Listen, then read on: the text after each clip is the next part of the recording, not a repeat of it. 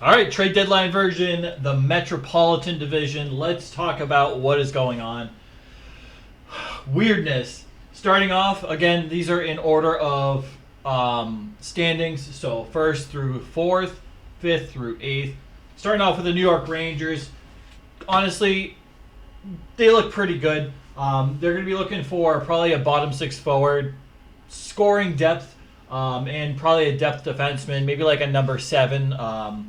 One of those guys you can scratch every night, but can be a serviceable third liner when you need him to play. They don't have a whole lot of assets. They got Tyler Pitlick, which you're really not going to get much of a return, if anything, on. You got Capo Caco, which is one of the most intriguing. Disappointing season to an extent.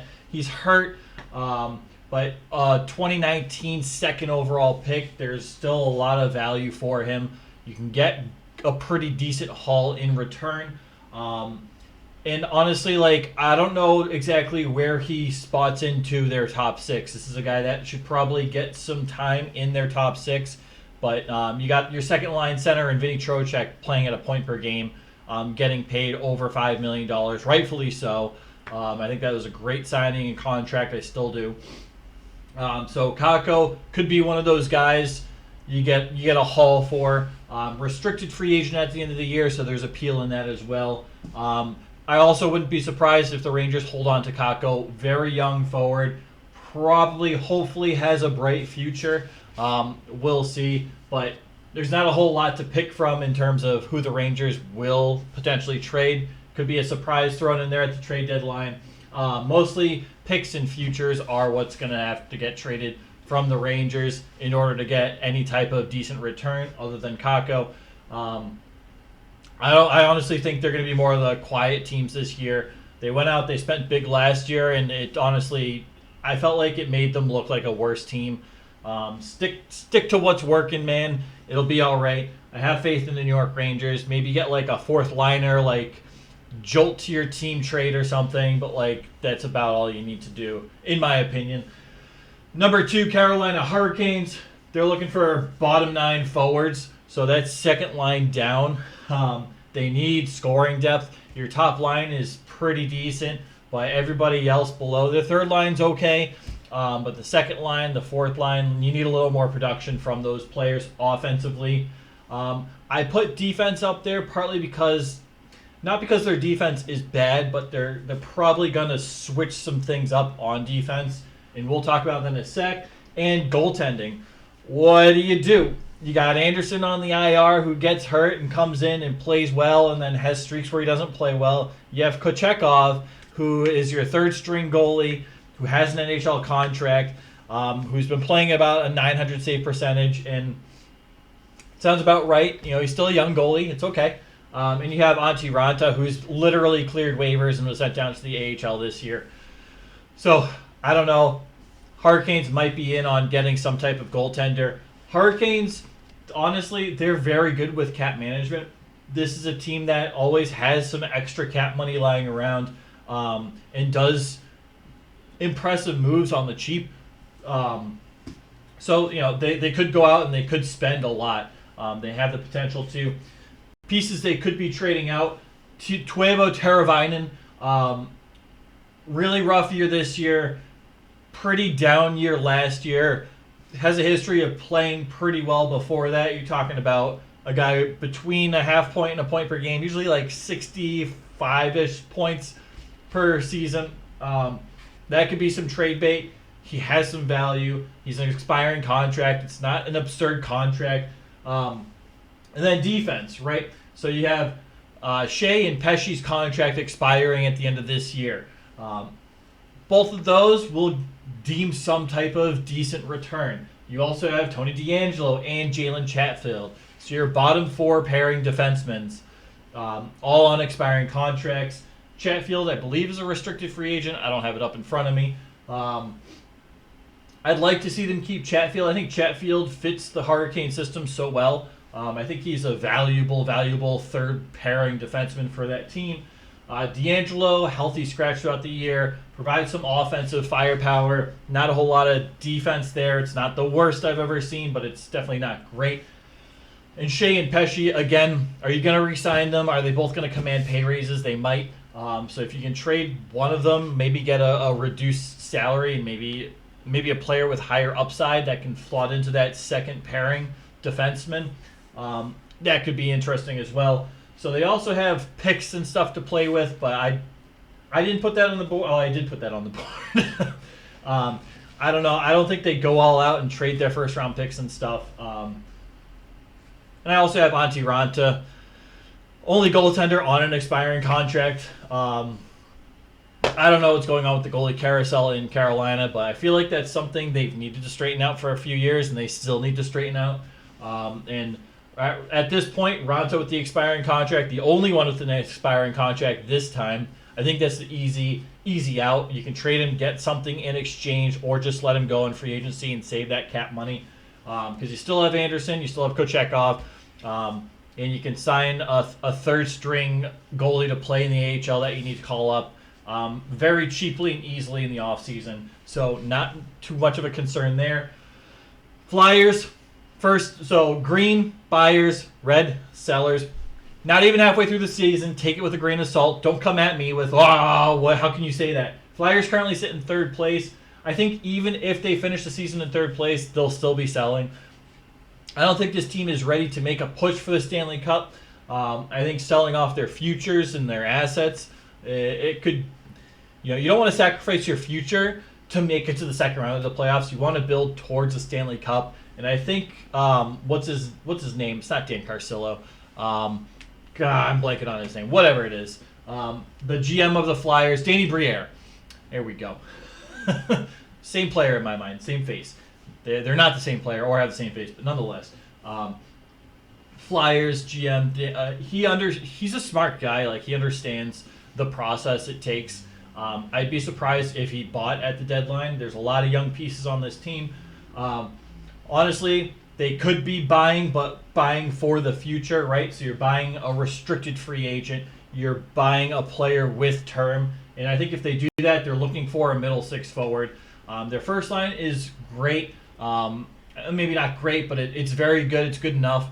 But you need more production from your second line and your third lines. And they've been interchangeable this year. You've been seeing the third line play as second line playing as the third line. And they're both good, but they're not quite that second line status. They're both very good third lines at this point. So maybe a little mix up there is in store. Picks and futures, obviously, for any team that is looking to continue the rebuild and continue building towards a cup.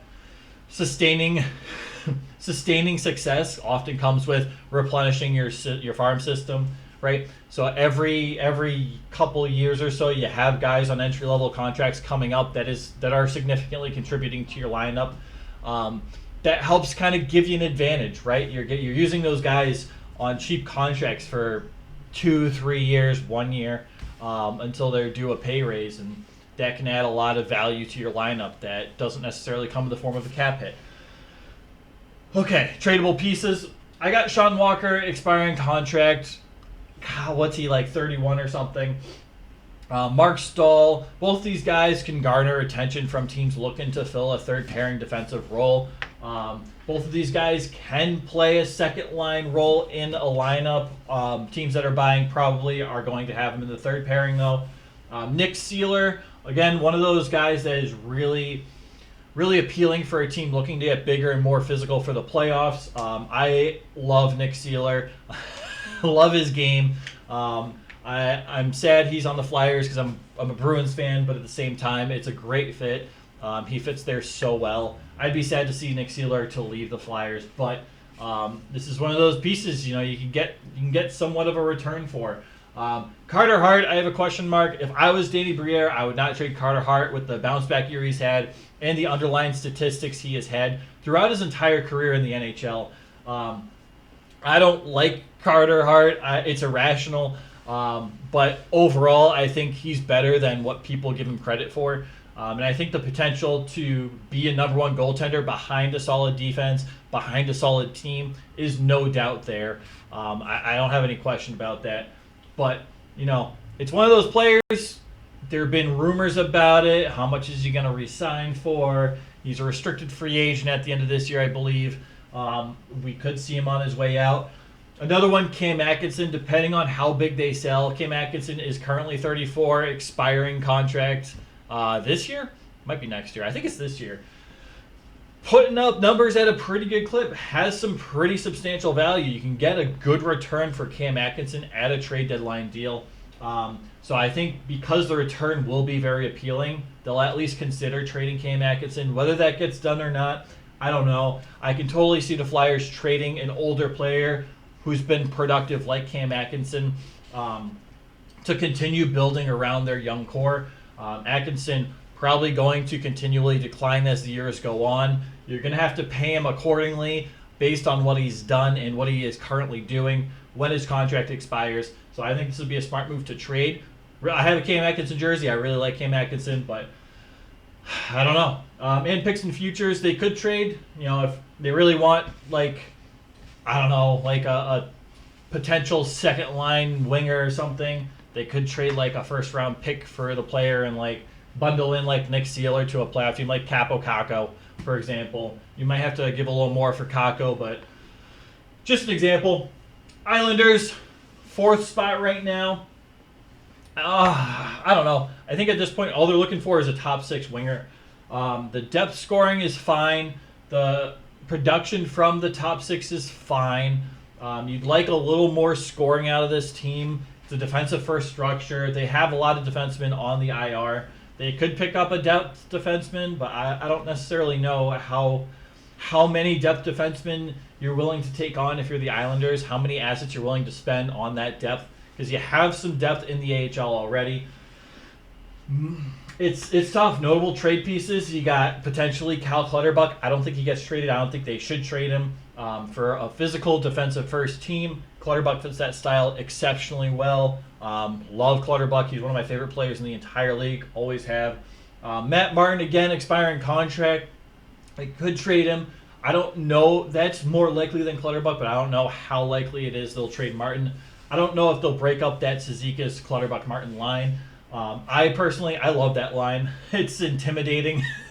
If you're an opposing team and you have a line that is going to be matched up with this line, you're in for a long night. It just is. Mike Riley was a waivers claim. Doing all right. Definitely one of the third pairing offensive defensemen in the league. Could have a little bit of value. Somebody looking to bolster their power play. Maybe has a power play. Maybe their number 2 power play quarterback goes down with an injury. Riley can be a substitute for there. Sebastian Aho and Bortuzzo, both expiring contracts on the back end. I don't know. I don't think they're clamoring to get rid of any of these guys. But they're going to make a move to get some veteran in who can score a little more. So they'll probably give up picks and whatever futures they have, which is pretty slim pickings. So you're really looking at giving up some picks and maybe a Sebastian Aho and some AHL player for what you're looking for. Devils are tough. I think they're looking for a goalie and just general depth. Offensive depth, defensive depth, whatever depth you can take of players that are able to step into the lineup and play at a lower level, maybe a 4th line or a 3rd line. No one of super high value. They have a ton of offense. That's the thing. And their defense looks pretty rock solid too. So big thing with the Devils is goaltending, right? Is Vitek Vanacek your guy? I'd say no. I don't think I've ever said Vitek Vanacek is the guy, even going back to his Washington days. Trade assets you have as Devils, picks and futures, you got a lot of those. You have offensive talent. So if you trade an offensive piece with term, it's not the end of the world, especially if you get somewhat of a return on that.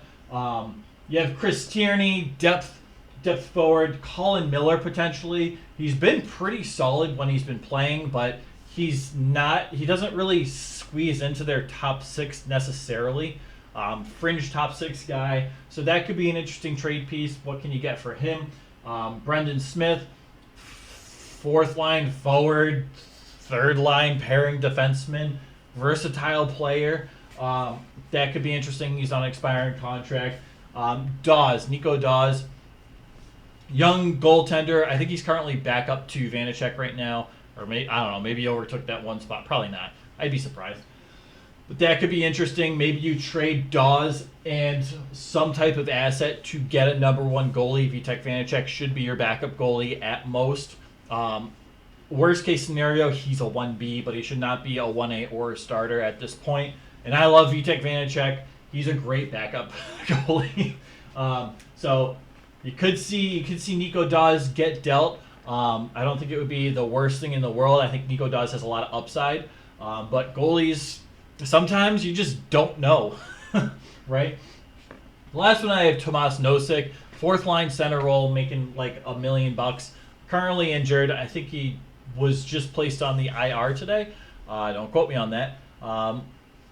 What's it called? Nosek, solid defensive centerman. He'll win you draws. He'll play solid defense. He can play on the penalty kill. He's not going to give you offense. He cannot finish offensively. His passing game in the offensive zone, he can get into the gritty areas, get kind of dirty in the dirty areas, but that rarely results in offense. So Nosek could be on the block. I think they keep Nosek. I think he's invaluable to a team with so much offensive firepower. To have a defensive specialist like that, you can make it work. And we saw it work with the Bruins last year. We can see it work with the Devils. So I don't think Nosek gets traded, but he's one of those guys like could be gone. Who knows? Because the Devils have a good amount of forwards that can play at an NHL level. They'll still be looking for more depth though, because I don't know. All right, next up, Washington Capitals. I have them as sellers. I think the Capitals are more in tune with where their team is at than the Penguins per se. I think, or at least maybe ownership is more in tune with where the team's at. Capitals probably, if they do buy, and they could because they're like 2 points out of a wild card spot or something at this point, which is, a couple weeks ago they were in third place. Now they're in fifth. So there's that. I think they're like close or tied with the Penguins. Anyway, if they're going to buy, they're going to be looking for a top six forward. They're looking for picks or futures. Tradable pieces, you have Anthony Mantha. Mantha didn't quite turn out to be the player that the Capitals wanted. Injuries, line mates, kind of systems didn't necessarily work in Mantha's favor. You can get something for him rather than nothing. But that Vrana for Mantha deal seemed to be a lose-lose for both sides. Vrana just, we know how that story goes. Mantha hasn't fared a whole lot better. Evgeny Kuznetsov putting up some brutal stats. He's clearly not happy in Washington. He wants to be traded. He's not playing like he's capable of playing. He's much more talented than that. Again, he has another year left on his contract. My goodness, I keep getting text messages. Kuznetsov, another year on his contract. So seeing a trade at this trade deadline, probably unlikely. He's probably Capital through this season. Maybe he gets traded in the offseason with salary retained. We'll see. But nonetheless, he's been in trade talks for quite some time. He's made his trade request public. The team's made his trade request public. It's one of those things. You have to have him on the board. He's going to be talked about at the trade deadline. Abe Kubel, right? One of those fourth line players. Can be a physical guy. And Joel Edmondson, I think, is very interesting for a team looking for a top four defenseman. Edmondson, like him a lot, pretty solid in his own zone. So they have pieces to sell off. I don't think a lot of these pieces, if you sell them off, make the team much worse. But you have Ovechkin, you have some of these older players, not too many anymore. But you want to build towards something, towards Ovechkin's last hurrah. You want to at least help Ovechkin get to Gretzky's goal by giving him the pieces around him to get there. Next up, we got the Penguins. Now, I think the Penguins, all they want to do is win. They've already bought into their older players, their core. We saw extensions to Letang and all these guys. They went out and got Erik Karlsson at an expensive clip. They're going to buy no matter how far out of the playoffs they are. And they're kind of within reach, and that's kind of where they're expected to be, was within reach of a wild card. But they're going to be buyers, even though they're sitting in 7th out of 8 spots in their division.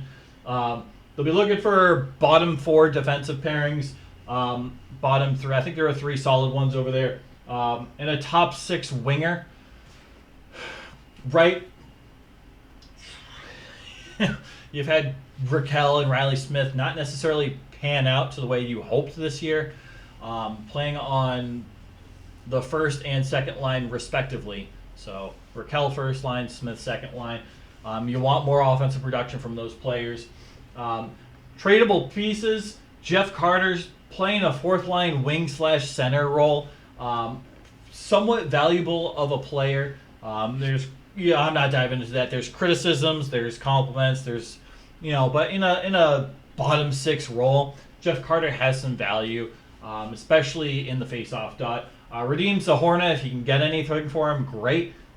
Expiring contract. Pierre-Olivier Joseph, I think he has some trade value, maybe like a third pairing defenseman. I don't know how much you get in exchange for Joseph. Same with Chad Ruhwedel, consistent third pairing defenseman, having I'd say a bit of a down year. But he's he's a solid defensive defenseman in his own zone for any third pairing. He's played with a lot of third pairing partners, and every time a defensive partner plays with Ruhwedel, their stats are a little improved. They're a little better. So Ruhwedel, great complementary piece to any team. Alex Nedeljkovic, I think, is an interesting one. He's essentially the starting goalie over there, and he's playing extremely well. But he's on an expiring contract, and you committed to Christian Jarry at the beginning of the season. So who do you go with, and why? It's tough. I think the easy answer is you go with Jarry, and you sell high on Nedeljkovic. With the amount of teams really needing some type of starting goalie, the return on trading goaltender might not be as high as it is right now ever. The return on getting a goaltender should be a lot higher now than it has been, and nobody's trading goaltenders. So notoriously, a lot of people don't trade goaltenders because the return is so low. You're trading, a 1A, 1B goalie for a third round pick, right? So there's that. Whereas you're trading, middle six forwards for a second to third round pick. So just to put in perspective, Nedeljkovic, should there be an appealing offer, I think the Penguins should consider trading him. Obviously, picks and futures with Penguins. Not a whole lot of futures to trade in Pittsburgh, but they have picks they can trade, and I'm sure they will to stay in the hunt. Last up, Columbus Blue Jackets. They're looking for really everything. Picks, futures, top six forward, bottom four defenseman, maybe a goalie. Anything, please. It's not like they're in shambles or a mess. I mean, they appear to be a mess on the surface and in shambles, but they have some pretty solid pieces there. They just need to put it together, and they need to fill in the right spots. So tradable pieces, Jack Roslovic, I think he's a pretty solid third line center in the league. They have Voronkov, who's playing as a fourth line center with fourth line minutes, putting up points at a great clip. I think he overtakes Roslovic as that third line center. I think Roslovic is an easy piece to trade out. You get a decent return for him, especially to a playoff team. Texier, younger, one of those players I think you can get a bit for. You're not going to get a world beating for him, but I also don't think you're going to get a lot. There's not a whole lot more upside to Texier's game. We've seen flashes of brilliance from him, and we've seen some pretty slow slumps from him as well. I think what you see at this point is about what you get. You might see a slight improvement in stats, but I think if you're going to trade Texier, this is where you trade him. You trade him at his peak value, essentially, as a restricted free agent, as still a young prospect, if you will. Texier could be on the block. Jake Bean, restricted free agent, one of those high potential defensemen. Hasn't really worked out too well in the system in Columbus. Could be an interesting piece to trade. Could get a decent return.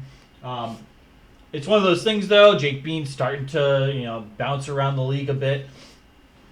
What are you going to return? What are you going to get for a return from him? Or is there interest in Jake Bean at this point? Spencer Martin. Is it Spencer Martin? What is it, the Blue Jackets? Yeah, Spencer Martin. I get confused with all the Martin names in goaltending. There's a lot of Martins. First name, last name, Martin. I don't know. Spencer Martin could be on the block. Played all right. One of those third-string goalies, but can step in and be a backup if you need him to. Last one I have is Provorov with a question mark because they went out and they spent a good amount to obtain Provorov. Hasn't had a great year. Very much a defensive liability this year in his own zone. And he kind of has been in Philly where he was originally, where they got him from. But at the same time, the offense isn't really there. He's not really panning out to the expectations people had of him. Kind of maybe a second line, maybe more of a third line pairing defenseman at this point. Do you trade him while he has some value still? Like, what do you do there? I think the Blue Jackets will do a lot of their hunting in the offseason. I don't think they're going to get a whole lot or do a whole lot at the trade deadline. The big piece I could see being moved, though, is Jack Roslovic. I think he could very well be moved, and it'll bring a decent return. So that's what I got for the Metro. Obviously, again, I'm just going to reiterate, we're not even halfway through the season, but we started seeing trades roughly begin around this time last year. So I'm throwing names up. Rumors have been pretty quiet so far. We haven't really heard of a lot of names being involved in trade rumors just yet. So again, this isn't every player that's on an expiring contract. Some of these players are. Some of these players have term. I'm just going through every team trying to see what makes sense. So obviously, there's players up here you think should be on the trade block. Let me know. Same if there are players up here that probably won't and shouldn't be traded. Also, let me know. That's all I got. This is part 2. Did the Atlantic. This is the Metro. Now I got to do the Central next and then the Pacific. Got my Locos hat on because trade deadline is the craziest time of year, and Locos, crazy, it kind of goes together. And I'm starting to wear jerseys with these videos that are kind of the outlier team. It's a little weird. Flyers in third position might be sellers at the trade deadline. I would guess they will. I did guess they will be sellers. There's also Scott Hartnell. Man, as a Bruins player, I hated the dude, but as a human being and as a player, how he grew and evolved his game, so much respect for Hartnell and what he turned into. A 30 goal score from a grinder, I'm gonna hunt your head player, I'm gonna take out your knee, to a fantastic 30 goal scorer who can hit and be physical but play the right way. His transformation was incredible. So if I'm going to get a Flyers jersey, it's going to be Scott Hartnell. So here it is. That's all I got. Thank you guys for watching. Take care, all right? If I can find the stop button, that'd be good. Okay, I found it.